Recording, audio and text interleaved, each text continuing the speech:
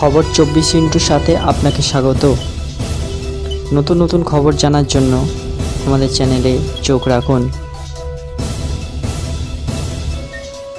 নমস্কার দর্শক বন্ধুরা, স্বাগত আমাদের এই চ্যানেলে। বুকে মমতার ছবি, পেছনে কর্মীদের হাতে তৃণমূলের পতাকা, বাড়ি বাড়ি গিয়ে ক্ষমা চাইছেন তৃণমূল কাউন্সিলর।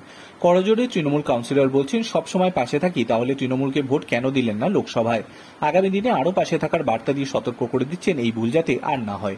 21শে জুলাই মুখ্যমন্ত্রী মমতা বন্দ্যোপাধ্যায়ের নির্দেশের পর শুদ্ধকরণ যাত্রায় মালদার পৌরসভার তৃণমূল কাউন্সিলর।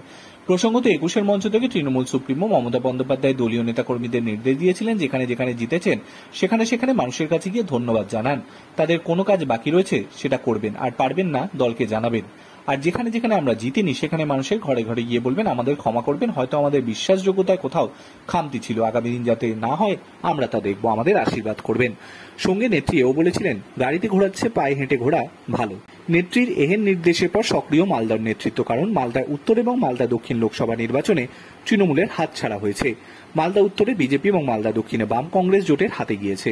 মালদার কথা উল্লেখ করেছিলেন মুখ্যমন্ত্রী স্বয়ং, জোর দিয়েছিলেন দুটি লোকসভার ওপরে। এরপর মালদায় দেখা গেল রাস্তায় নেমে পড়েছেন নেতারা, মমতার ছবি বুকে নিয়ে হাত জোর করে দুয়ারে দুয়ারে ঘুরছেন তারা। ওল্ড মালদা পুরসভার 7 নম্বর ওয়ার্ডের কাউন্সিলর শত্রুঘ্ন সিনহা বর্মা তার দলীয় কর্মী সমর্থকদের নিয়ে নিজের ওয়ার্ডে বাঁচামারি এলাকায় বাড়ি বাড়ি গিয়ে সাধারণ ভোটারদের সঙ্গে জনসংযোগ করা শুরু করেছেন। সাধারণ ভোটারদের কাছ থেকে এই কাউন্সিলর জানতে চান গত লোকসভা নির্বাচনে তাদের থেকে কেন মুখ ফিরিয়ে নিয়েছেন তারা। কাউন্সিলর আক্ষেপ করে বলেন, বিপদের সময় আমরা থাকি, বিভিন্ন প্রকল্পের সুযোগ সুবিধা আমরা পাইয়ে দিই, অথচ আমাদের কেন ভোট দিলেন না? ভুল ত্রুটির জন্য তিনি ক্ষমা চান।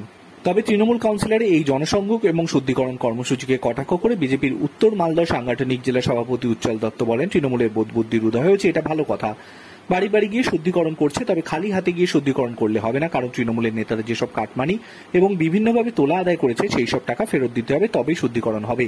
তার কটাক্ষ 26-এর নির্বাচনকে সামনে রেখে এটা তৃণমূলের নয়া স্ট্র্যাটেজি। Bureau report.